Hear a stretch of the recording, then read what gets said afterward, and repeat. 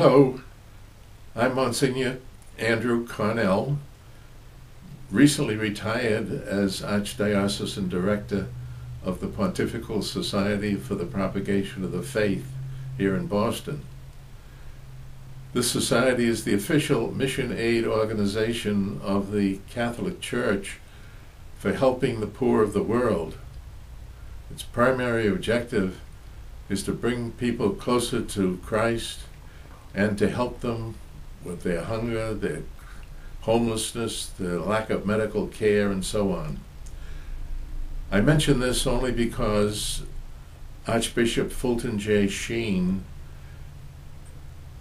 was the National Director of the Society for the Propagation of the Faith. His office was in New York, and he coordinated the activity for the whole country.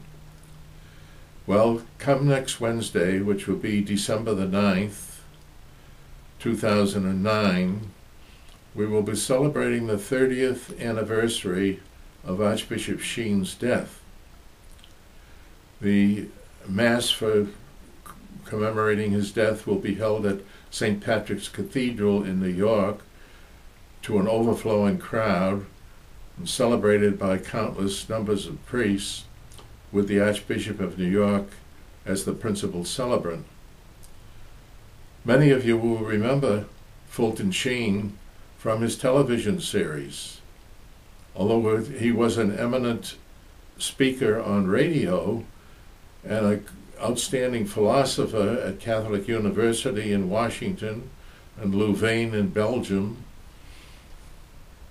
and also at universities in Rome, most of us remember him for his television series, which was entitled Life is Worth Living. So I think that you do well to commemorate his death and his life particularly. Perhaps a little prayer to Fulton Sheen, who I'm sure is with God. You know, his cause for sanctity is now being considered at the Vatican in Rome. And this is because he was such a devoted priest. First of all, he gave his entire life to God, and secondly, he gave his life to his people.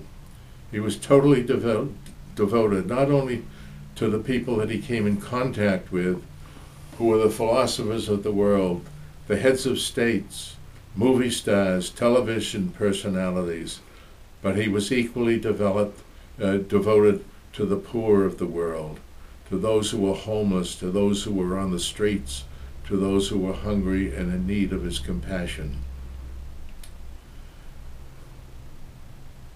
Perhaps you will remember the many years that Fulton Sheen conducted his television series in opposition or on the other channel to Milton Berle, who was one of the most outstanding comedians of that era.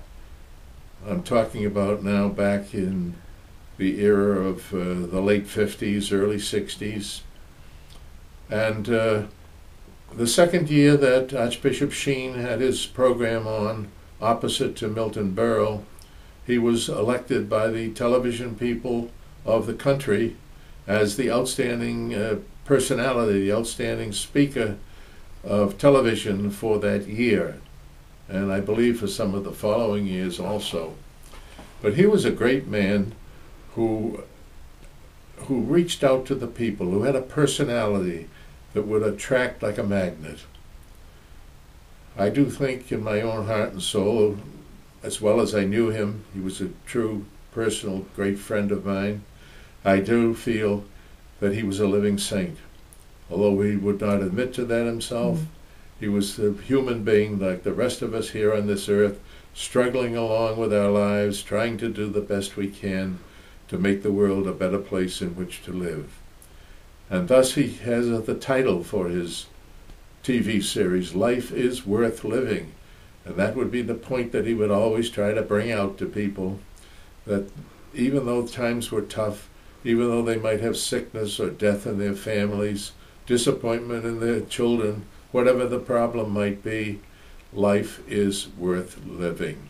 And those problems could be offered to the Lord, and in return bring down many blessings. Fulton Sheen will remember all of you in his prayers from the kingdom of heaven.